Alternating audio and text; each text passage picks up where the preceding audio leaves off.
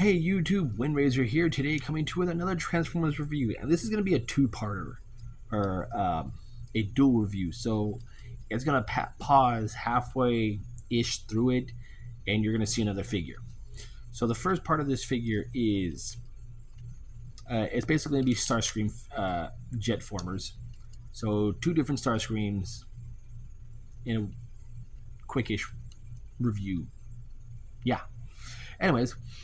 First part of the review of this review, I'm going to be looking at the Transformers Cybertron Voyager class Starscream that came along in the Toys R Us exclusive 2-pack with Vector Prime. All I have is the Starscream. I've wanted this Starscream for so long because when this figure came out, when I first saw this figure, I was like, oh, I want that figure. When I saw the show, I wanted that figure. I loved the Unicron trilogy. And out of every version of Starscream, iteration of Starscream, the Cybertron one is my favorite one because it's the one that's more close enough to resemble his Cybertronian Tetrajet form. And I do like that very much. And this is the Toys R Us exclusive one that came with the Vector Prime 2-pack. Sadly, the Vector Prime did not come with this figure. I'm okay with that. It did come with a random cyber key because it was from a buddy of mine, and it is I forget whose cyber key this was, but it is S4MM. I googled it and now I forgot what it was, but I do have a cyber key. The only real other accessory I'm missing is his gun. And to be quite frank, I'm okay with that because, I mean, he has two guns here. He has two guns here.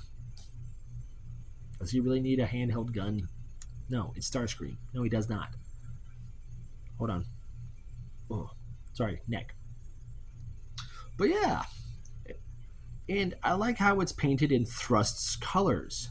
It's that nice maroon, that nice silver. We got bits of gold. I do like it very, very much.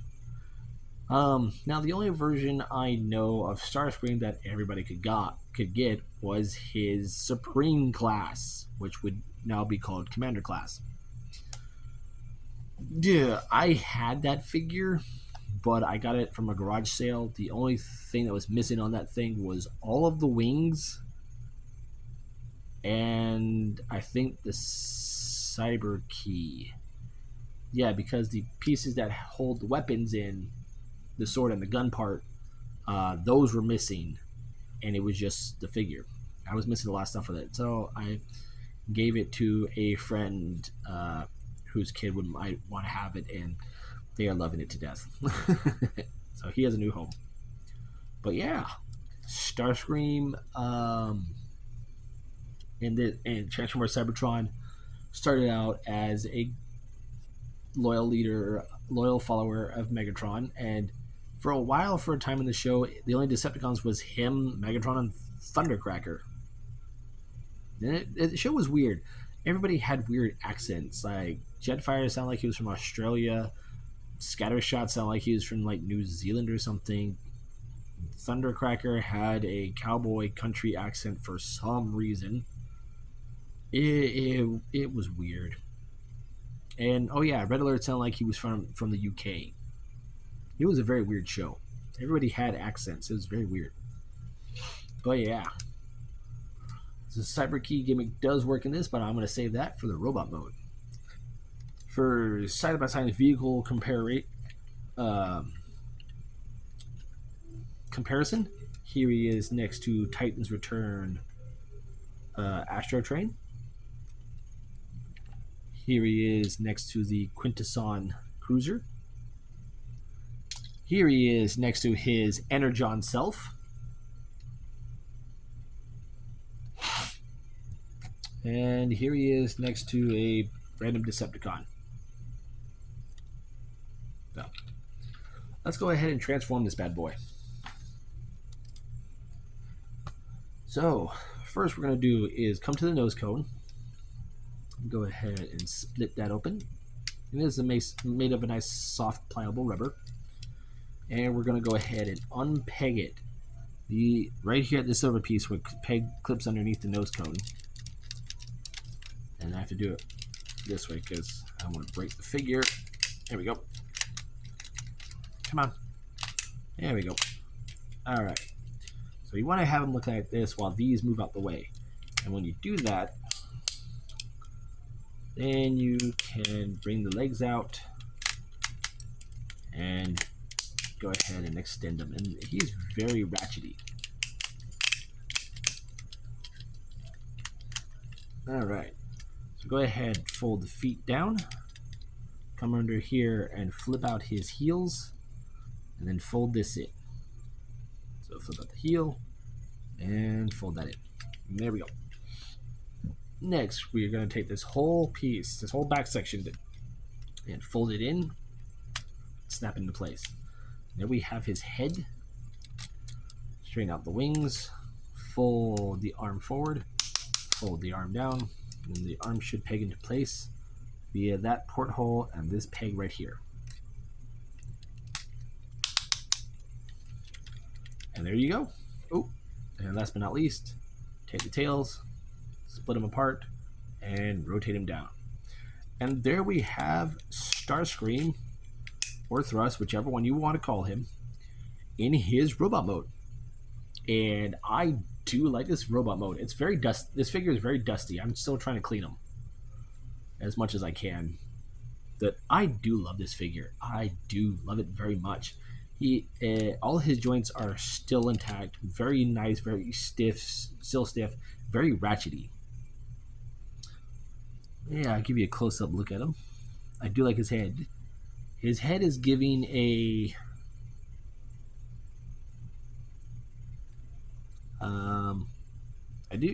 his eyes are pink, or no, his eyes are maroon, but his face is giving more of a look like he just saw something and now he's scarred for life kind of thing. But I do love the molded detail, especially on the back of the arms. Very nice.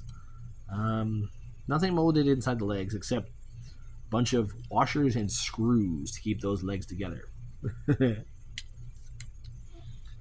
Oh, the day of keeping figures together, lots and lots of screws. I'm glad they have cut down on that, and now screw holes are at a minimum.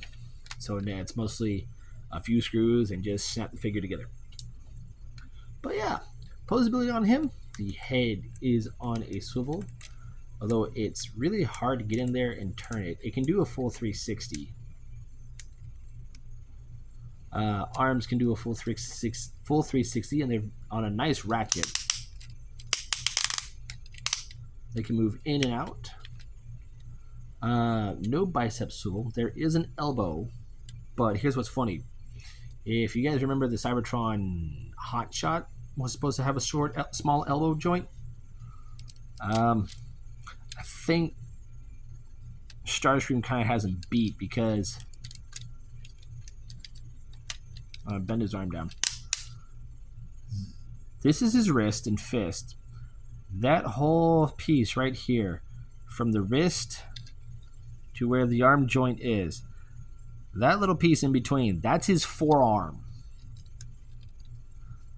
That's his lower forearm. I think he has the shortest arms. But I do like how his little arm disky null rays are molded onto his hand. But yet this is the null ray. But he has a 90-degree elbow bend, no wrist, no waist articulation. Legs can go forward that far, back that far, out that far. There is a thigh swivel.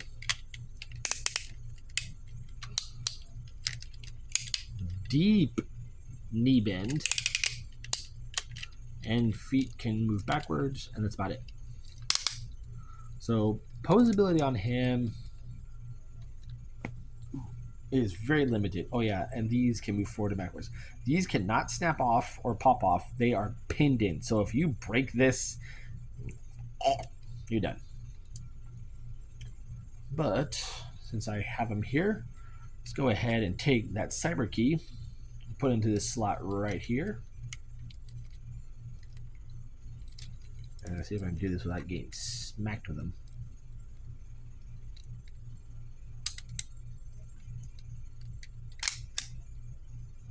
Ah, I got hit in the hand. Hit in the hand. Hold on. I'll redo that. Alright, let's try that again. And here we go. Got them both down at the same time. And we do have these nice purple swords that have extended. And they are just like he has in the show. And that's the real reason why I wanted this figure, because I wanted that sword.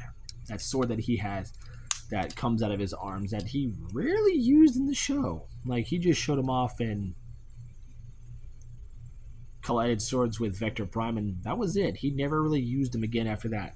When he got into his bigger self, his Titan self, he used the gun a lot, which was very weird. But yeah, now he can hack. Very cool. And when you pull the cyber key out, straighten the legs, straighten the arms out, and you will fold them up, and they will click back into place. Ever so gently. Very cool. Size by size comparison. Here he is next to Prime. Here he is next to Jetfire. Grab him. I think for these two, this size works well, but Starscream is supposed to be very small compared to him. And here he is next to the Black Mamba. Very cool. So now we're going to go from this into the next figure of Starscream. So I'll be right back. Alright, and here we have the Transformers Prime Starscream. And I like how this is the one that came with the really weird energy mech tech weapon. But I don't have that. Maybe that thing was weird. But I do like his jet mode. Very nice. It's a very unique jet mode. I don't know what it's based off of. Sorry. But I do like it. I like it nonetheless. Here he is next to Astro Train. And here he is next to an Energon Starscream. I'm keeping track of the time because I need to make this video quick as possible. What I do like about it is I like the grays and the bits of red, but those will play later on in his robot mode. And I do like the purple cockpit. So let's go ahead and get into his transformation. Again, he has no landing gear, well, pseudo landing gear. It's just kind of like molded here and here. It really doesn't do anything. So let's go ahead and get into transformation. So go ahead and start with a nose cone. Fold that up like so. Take these panels and bring them away from the body. Bring the wings up and then fold these pieces up. So bring them up, fold them up. And then we'll fold those out like that. Go ahead, take these missile rockets off. We'll put those off to the side for right now. And we'll come here to the whole fuselage section and peg the legs for right now. They'll swing down and they should peg into place. Go ahead and unpeg the fuselage part, and that's going to swing down. Unpeg the arms, bring them out, they're in the shoulders, and here's what I find cool. Swing the arm backwards and then peg this into place. Into the chest. So swing this out and about and around.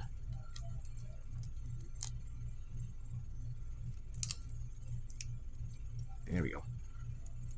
Peg it into the chest.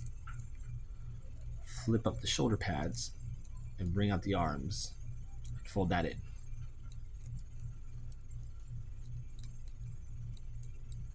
So there we have his arms, very spindly.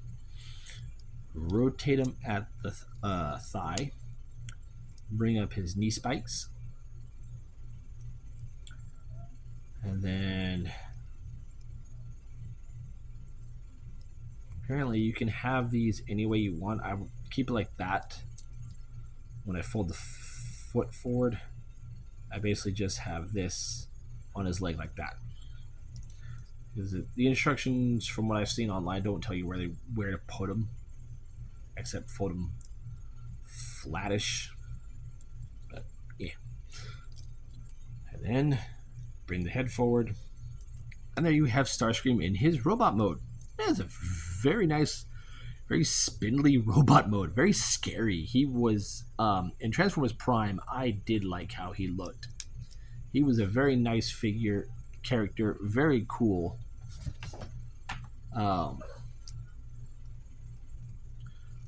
But he was also very evil and very conniving in that show. And I liked him. The voice actor, I do respect him, because he also voices Zoltan Kuhl in my favorite Diablo 3 video game. Ooh, nose down. And now for the missiles, we can take these and peg them onto his arms. Like so. Give him his traditional missile launchers, or he really didn't have null rays. He just had rockets he shot off his arms. But yeah, and he was always like this. So that made it even better. But yeah, this version of Starscream I do like. I love the head sculpt. There's a picture of all the Autobots and Decepticons from G1 and Prime giving off what they says and everything. And with Starscream, for him, he says, "I think I have an Energon tapeworm," and that's what it gives me. Like, he just decided, I want to lose weight. I'm going to take an Energon tapeworm and see how that works. And now he made him very, very sickly. But yeah, posability. The head is on a pose, so it can inch. It is also at a ball joint at the base of that. So a lot of posability. Arms are on a ball joint at the shoulder for in and out. There's a bicep swivel.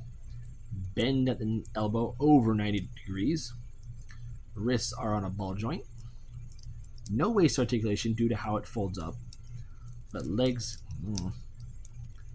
can kick forward that far. Back that far. It's on a soft detent. It's very weird. They can swing out that far until this spike hits them. There is a thigh swivel just above that. Nothing at the knee, but knee does bend about 90 degrees, and the knee spike does move. And the feet move forward and backwards. So he's a very posable Decepticon, but very spindly.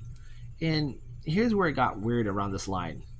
A lot of the figures had light piping in them, but for some reason they painted the eyes. Why did you do that, Hasbro? Why did you go away from light piping and then go back to it in 3 and 30 and then do it again? Like, if you're gonna give the figure light piping, do not paint the eyes. Just leave it alone. Give it red light piping. I don't know. Sorry, I like light piping in my figures. But the only thing I don't like about the figure is that his head crest and his knee spikes are this soft, flimsy plastic. Like, I'm just waiting for that to like degrade and snap over time, even though Transformers Prime is pretty old for this day and age. Transformers Prime figure being reviewed in 2024. Nah. Size comparison. Here he is next to Transformers 1 Prime. Here he is next to Jetfire. And give me a second.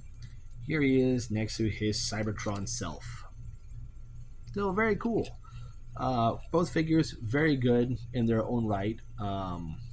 Even without their extra accessories, they still good figures to have in your collection and still play with and display and everything. But out of the two that I like the best, I'd have to go with the Transformers Cybertron one. This is my favorite one. Out of the three Starscreams I have, well, along with the Energon one, this is my favorite one. I like the Cybertron one. This one's more of Halloween. It's more creepy. I have something for Halloween now. But there you guys have it. There has been my review for the Transformers Cybertron Toys R Us Starscream and the Transformers Prime Starscream. I'm Windraiser, and I'll catch you on the next review.